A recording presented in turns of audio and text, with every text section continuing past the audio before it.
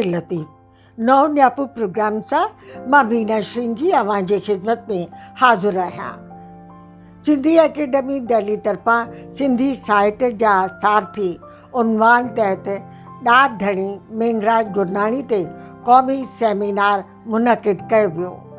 इन मौक़े ते ॾाढ धणी मेंगराज गुरनाणी जे शरीके हयात ऐं संदसि धीअ जो सम्मान बि कयो वियो, जिन क़ौमी सेमिनार में पंहिंजूं कुझु यादगिरियूं बंडियूं।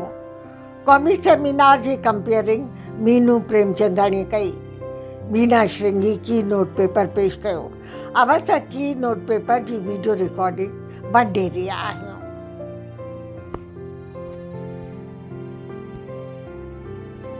चमन में ईंदी बहार हासिद जेसी भी रहंदो हिकिड़ो को बाग़बान ज़िंदा। त बिल्कुलु असांजी सिहत त ज़िंदा रहंदी। त असां हाणे हिन सेमिनार जी विधिवत शुरूआत करे रहिया आहियूं। त मां हाणे बीना दीदी खे चवंदसि त हू हिन सेमिनार जो पंहिंजो की नोट पेश कंदा। जय झूलेलाल। ऐं तव्हां सभिनीनि खे चेटीचंड जूं दिली वाधायूं। ही 9 साल तव्हां सभिनीनि जे लाइ ख़ुशियुनि जा ख़ज़ाना खणी अचे। ऐं मां इहो चवंदसि त दिल्ली सिंधी एकेडमी जेका सेवा करे रही आहे उन क़ाफ़िले में वधीक ऐं वधीक जुड़नि। मंच ते वेठल डॉक्टर रमेश लाल, तव्हां उन्हनि खे ॾिठो आहे कमु कंदे।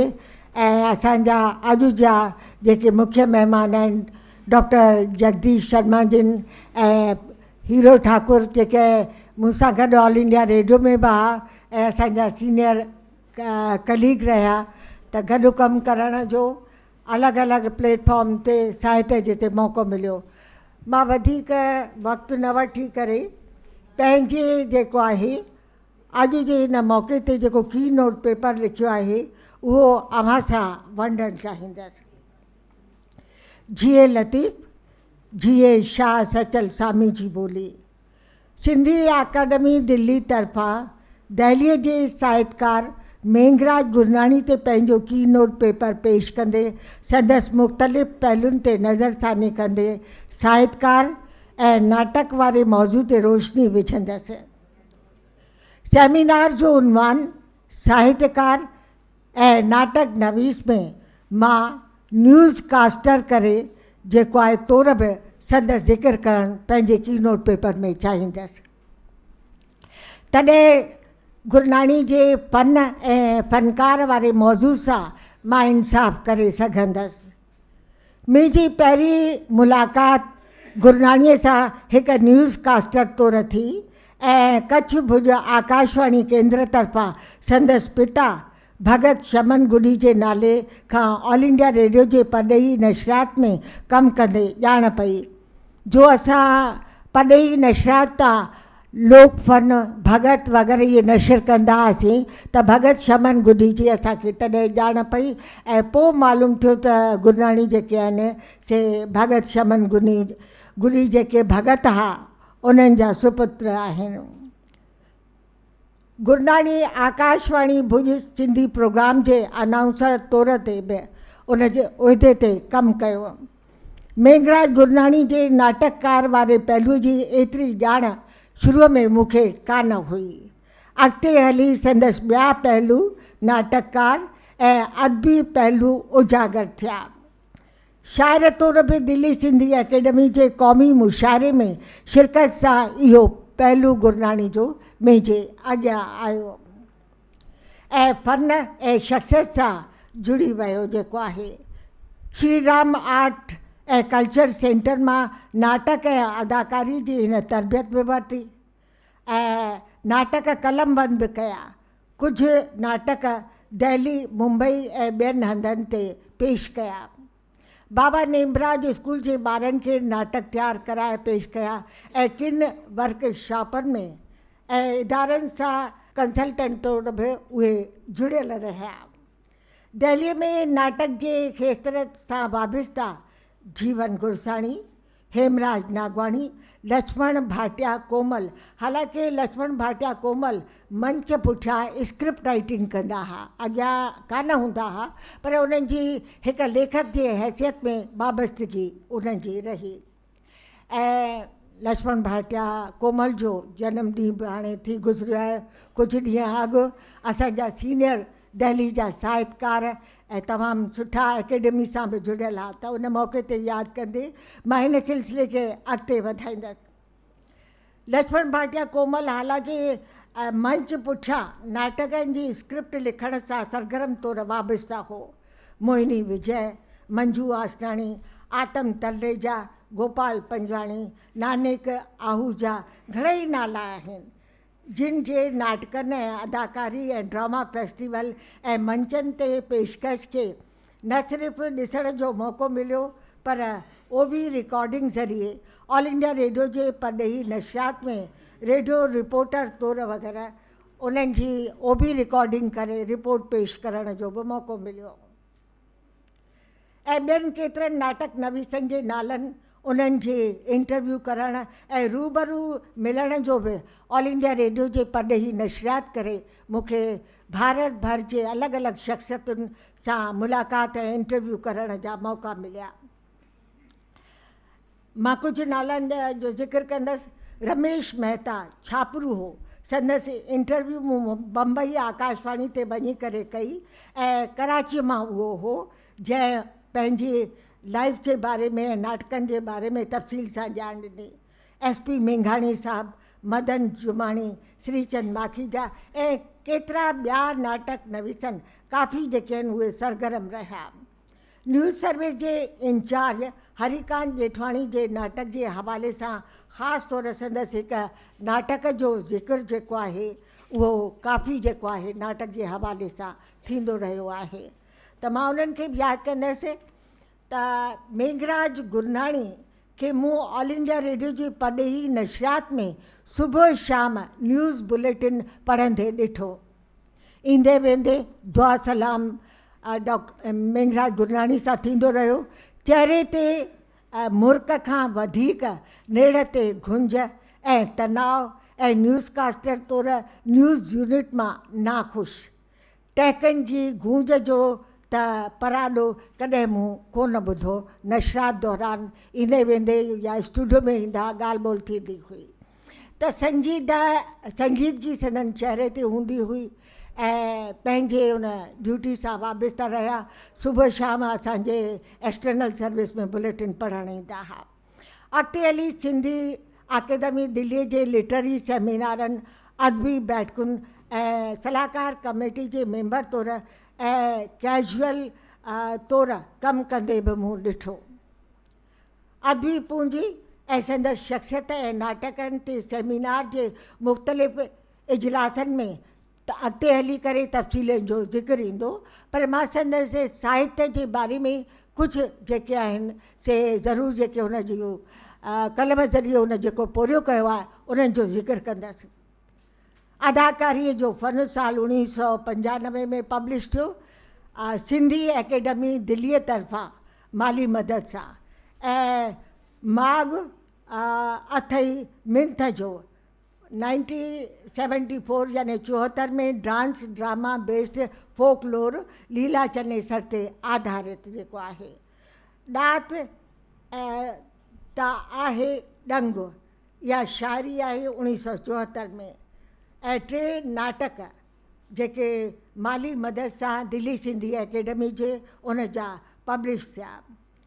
मूंखां नाटक कोन थींदो ऐं उहो पब्लिश थियो ऐं उहो बि दिल्ली सिंधी एकेडमी जे सहकार सां जेको आहे। त इहो हिकिड़ो रिकॉर्ड आहे। जॾहिं असां कंहिं शख़्सियत जी ॻाल्हि कयूं था त उहो रिकॉर्ड ज़रूरु दर्ज थियणु घुरिजे ताकी अॻिते हली माण्हुनि खे ख़बर पवे। ऐं सिंधी आया सिंध छॾे उहो जेको आहे लेखक डॉक्टर मेघराज गुरनाणीअ पाण छपायो। ऐं 7हों किताबु जेको आहे नाजाइज़ रिश्तनि जो अंत, इहो बि दिल्ली सिंधी एकेडमी जे उन जे माली मदद सां पब्लिश थियो। नाटक कलेक्शन ऑफ पेपर जेके मकाला मुख़्तलिफ़ सेमिनारनि में मेघराज गुरनाणी पढ़िया हुआ से 2017 में पब्लिशिंग थिया ऐं माली मदद NCPCL सां। त मां इन जे करे तव्हां ॾिसो एकेडमीअ 4-5 किताब जेके आहिनि त दिल्ली सिंधी एकेडमी जो तव्हां जेको आहे, मां कंहिंजो इहो नथी चवां त हिन घटि कयो या हुन वधि कयो, पर हिकिड़ो रिकॉर्ड दर्ज करण में दिल्ली सिंधी एकेडमी जेको आहे उहो ॾाढो शानाइतो ऐं असर भरियो क़दम कयो आहे। त तव्हां रेफरेंस लाइ किताब घुरंदा तव्हांखे हिकदमि मिली वेंदो। त इहा हिकु वॾी हासिलात आहे दिल्ली सिंधी एकेडमी जी। मां पहिरीं गवर्निंग बॉडी खां वठी जुड़ियल हुयसि, KR मलकाणी साहब आहे, त ॾाढो डिसिप्लिन असां सिखियोसीं उन्हनि खां। त स्टाफ जा मेंबर बि जेके आहिनि से उहे आहिनि। त हिकु family atmosphere Delhi Sindhi academy में रहियो आहे। सदा हयात मेंगराज गुरनाणी जे अदबी पूंजीअ ते सरसरी नज़र विझंदे सिलसिले खे अॻिते वधाइणु चाहींदसि। सिंधी एकेडमी जे अदबी रसाले सिंधु दोस्त जे मुख़्तलिफ़ अंकनि में पेश कयल संदसि रचनाऊं मौजूदु आहिनि। हीअ जेका लिटरेरी मैगज़ीन आहे सा फ्री देवनागरी में ऐं सिंधी ॿिन्हिनि में छपजंदी आहे। त अर्ज़ु आहे त सभई तव्हां वठी करे पढ़ंदा। अॼु बि हिकु अंक जो जेको आहे विराङे ते उहा रिलीज़ कयो वियो आहे। सेमिनार जे इजलासनि में ॿिनि मकाल निगारनि तरफ़ां अलॻि अलॻि मौज़ू ते मकाला पेश कया वेंदा। हिकु डॉक्टर ॼेठे लालवाणीअ तरफ़ां मेंगराज गुरनाणी शख़्स ऐं शख़्सियत, ऐं ॿियो मौज़ू नाटक नवीस ऐं साहित्यकार मौज़ूअ ते जयेश शर्मा तरफ़ां लिखियलु आहे। उहो इजलास रहंदो, जिन इजलासनि में साहित्यकार ऐं नाटककार जे नाटकनि अलॻि अलॻि पहलुनि ते के अहम नुक़्ता इन्हनि मकालनि मां उभरी ईंदा। पंहिंजे की नोट मकाले में इन्हनि ते नज़र विझण खां पहिरीं किन अदबी शख़्सियतुनि जे अहम पहलुनि ते नज़र विझणु चाहींदसि। ऐं अदाकारी जो फ़न में लेखक गुरनाणी अफ़सोस ज़ाहिर कंदे फ़रमाए थो त सिंधी रंगमंच जी दुर्गति जा केतिरा ई कारण आहिनि। हिकिड़ो त का पेशेवर सिंधी नाटक मंडली न आहे ऐं शौक़िया नाटक कंदड़ महिनत करण लाइ तयारु न आहिनि। इहा असांजी वॾी कमज़ोरी आहे। असां महिनत न कंदासीं, तुर्त दान महापुञ, उते जो उते पैसा गॾु कया, ना स्टेज ते पेश कयो ऐं खाधो खाधो पातल फाटी। त सिंधी अदब में ऐं सिंधी साहित्य खे अगरि उरूज ते अगरि चोटी ते पहुचाइणो आहे असांखे, त उन जे लाइ लाॻीती जुस्तजू करणी कंदी। ततीअ थधीअ कान्हे वेल वेहण जी, मतां थिए ई ऊंधाए पेर न लही प्रिय जो। त दिल्ली सिंधी एकेडमी एतिरो कमु करे रही आहे। सभई जेको आहे सॾ में सॾ ॾियो ऐं ॿिया बि जेके संस्थाऊं आहिनि उन्हनि खे अर्ज़ु कंदसि त अदब जे हवाले सां बि प्रोग्राम उहे रखनि त सुठो थींदो। शौक़िया नाटक कंदड़ महिनत करण लाइ तयारु न आहिनि, हू फ़रमाए थो। इन लाइ इहो चवंदसि, महिनत करण खां असीं कीॿायूं था। हिते मां इन सिलसिले में तारीख़ी रिकॉर्ड जो ज़िक्र करणु चाहींदसि। सिंधी एकेडमी दिल्लीअ तरफ़ां नाटक चटाभेटियूं रखियूं वयूं। सेक्रेटरी डॉक्टर रमेश लाल जिन मौजूदु आहिनि अॼु बि, ऐं मूं ते ऐं सेक्रेटरी जेको उन वक़्त जो हो नरेंद्र पासी जे तमामु जेके विछड़ी विया ऐं अफ़सोस आहे कुझु अरसे लाइ आया हुआ। त उन्हनि जेको आहे असां ते जवाबदारी विधी त असां सॼे भारत जूं स्क्रिप्ट जेके आहिनि घुराए करे ॾिसूं ऐं उन्हनि मां चूंड कयूं। इन खां अलावा भोपाल असां डॉक्टर रमेश लाल ऐं मां ॿई विया आहियूं, नाटक चटाभेटियूं उते ॾिठियूं आहिनि ऐं उन्हनि खे ऑब्ज़र्व कयो आहे। उन्हनि मां चूंड नाटक मंडलियुनि खे दिल्लीअ में सिंधी एकेडमी जे मंच ते पेश करण जी ऑफिशियल उन्हनि खे नींड ॾिनी वई। इहा जवाबदारी मां उन्हनि खे यादि कंदसि, पासी साहब खे जिन विधी। दिल्लीअ खां ॿाहिरि असांजो वञणु थियो ऐं जॾहिं ही रशियन सेंटर में हो, Ramesh if I am not mistaken, Russian centre में उते इहो नाटक चटाभेटी जो वॾो उत्सव रखियो वियो। तंहिं वक़्तु डॉक्टर जेटले साहब वाइस चेयरमैन हुआ। हॉल खचाखच भरियल। दिल्लीअ में शायदि अॼु ॾींहं ताईं सिंधु कला संगम वारनि जी बि मां ऑफिशियली कई, ॿिया नाटक चटाभेटियुनि जो 100 साल शताब्दी वारो जॾहिं नाटक समारोह थियो उन जी बि, पर जेका इन में भीड़, नाटक प्रेमियुनि जी भीड़ न खाली अचण लाइ त भई एकेडमी जो फंक्शन आहे, पर नाटक प्रेमी जेके गॾु थिया उहा हिस्टोरिक हुई। ऐं इन ते प्रोफेसर दासवाणी मेंबर हुआ, तिन चयो तव्हां फायर ब्रिगेड जो बंदोबस्तु कयो आहे, एॾा माण्हू कठा कयो अथव, सुभाणे कोई हादसो थिए। मूंखे यादि आहे असांखे खिलाई चइजे हेॾा माण्हू कठा कया अथव वठी करे, स्टैंडिंग में ॾाकणुनि ते वेठा, पट में वेठा, त इहो जेको उरूज आहे। अॼु असां जॾहिं मेंगराज गुरनाणी खे यादि कयूं था त असां इहो कयूं त ज़ोरदार ताड़ियुनि में अहिड़ो उरूज वरी अचे, जीअं अहिड़ा नाटक थियनि ऐं जिते किथे सॾ में सॾु ॾेई करे सभई मौजूदु रहनि। भारत जे अलॻि अलॻि सूबनि मां नाटक मंडलियूं आहियूं। प्रोफेसर दासवाणी जो जीअं मूं ज़िक्र कयो त तव्हां भई फायर ब्रिगेड घुराई आहे या न। दिल्ली सिंधी अकेडमी जे नींड ते मंगाराम मलकाणी जो लिखियलु नाटक जेको आहे टी पार्टी, सिंधी भेनरुनि जे सोशल कल्चरल ऐं लिटरेरी तंज़ीम मारवी खे पेश करण जी ऑफिशियल असांखे नींड मिली। असां उहो मंच ते जेको आहे नाटक पेश कयोसीं ऐं औरतुनि जे ॾेखाव ऐं अॻिते हली करे उन्हनि जो पोल पधिरो थियण वारो मौज़ू वारो ही नाटक आहे मंगाराम मलकाणी जो टी पार्टी जो। हिदायतकारी जी जवाबदारी बीना श्रृंगी यानी मूं ते विधी वई, जो रिकॉर्ड एकेडमी में मौजूदु आहे। हींअर नाटक प्रेमी ऐं सरगर्मियूं जेके आहिनि पुठिते पवंदियूं थियूं वञनि। सोशल मीडिया न सिर्फ़ु नाटकनि ऐं इल्मी अदबी प्रोग्रामनि खे वॾो धकु रसायो आहे। डॉक्टर ॼेठे लालवाणीअ पंहिंजे मकाले में शख़्स ऐं शख़्सियत ते मुख़्तलिफ़ माहिरनि जा हवाला ॾींदे तक़रीबन 3 पेज जेको आहे इन ते सर्फ कया आहिनि, शख़्सियत जे तशरीह करण ते जेको आहे। ऐं संदसि पिता शमन गुडी ऐं भगत वारे मौज़ूअ ते जेको आहे उहो ख़ासो उन जो ज़िक्र कयो आहे पेज 1.5 खां मथे। इन ते सरसरी नज़र विझंदे मकाले नगार डॉक्टर ॼेठे लालवाणीअ सदा हयात मेंगराज गुरनाणी जे नाटकनि जे अदबी ऐं सरमाए जो तजियो ऐं क्रिटिकल एनालिसिस अगरि इन पेपर में हुजे हा त मां ईअं चवां थी असांजी रहनुमाई थिए हा। छो जो हिकिड़ो असां इन मौक़े ते पेश कयूं था, ही रिकॉर्ड दर्ज था कयूं त शख़्सियत ऐं शमन गुडी ऐं नाटकनि जी एनालिसिस वारो जेको आहे मूंखे पॉइंट जेका आहे सा इहा लॻी त उन में हुअणु खपंदी हुई। क्रिटिकल एनालिसिस करे हा त नवनि नाटकारनि जी रहनुमाई थी आहे। मूंखे हिंद सिंध जे अज़ीम शाइर नारायण शाह हिन वक़्तु यादि थो अचे, जिन फरायो हुजे जा खाण खूबियुनि जी, हुजे जा खाण खूबियुनि जी ऐं खामियुनि खां बिना आजी, न पंहिंजी अहिड़ी ज़िंदगी न पंहिंजी अहिड़ी शाइरी। यानी नारायण शाह जहिड़ो चए थो त मुंहिंजी शख़्सियत जी एतिरी इम्पोर्टेंस कान्हे का, अदब जी इम्पोर्टेंस आहे।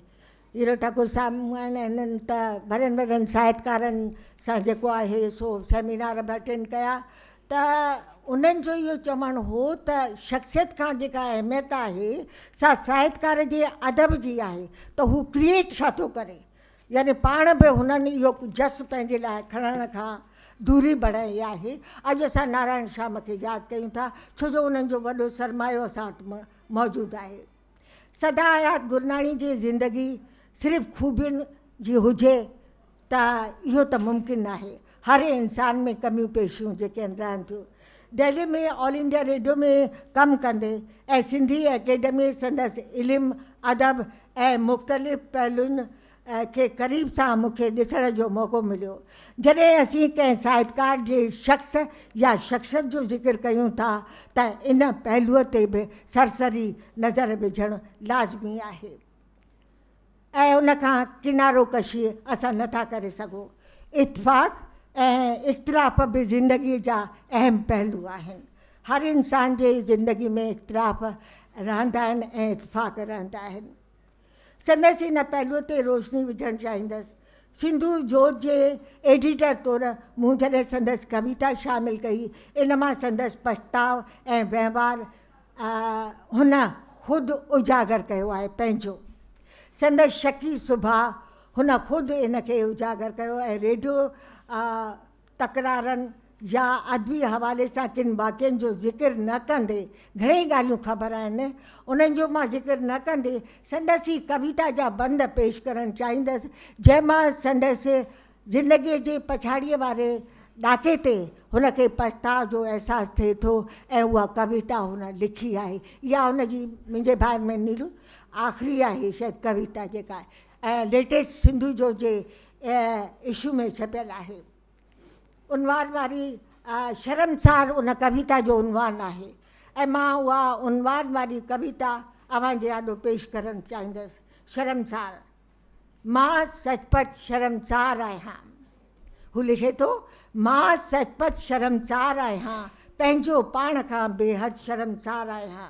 ही छा थी वियो, ही छा थी वियो, मूं ही छा करे छॾियो, मां एतिरो ख़ुदगर्ज़ ऐं एतिरो स्वार्थी कीअं थी वियुसि। काफ़ी तवील कविता आहे, मां सिर्फ़ु 2-4 लाइनूं जेके आहिनि त हुनजी अंतर आत्मा हुन खां ॿोलायो त मूं बि में बि के कमियूं हूंदियूं जेके हुन पेश कयूं पंहिंजे कविता जे ज़रिए, पंहिंजे उद्यम जो।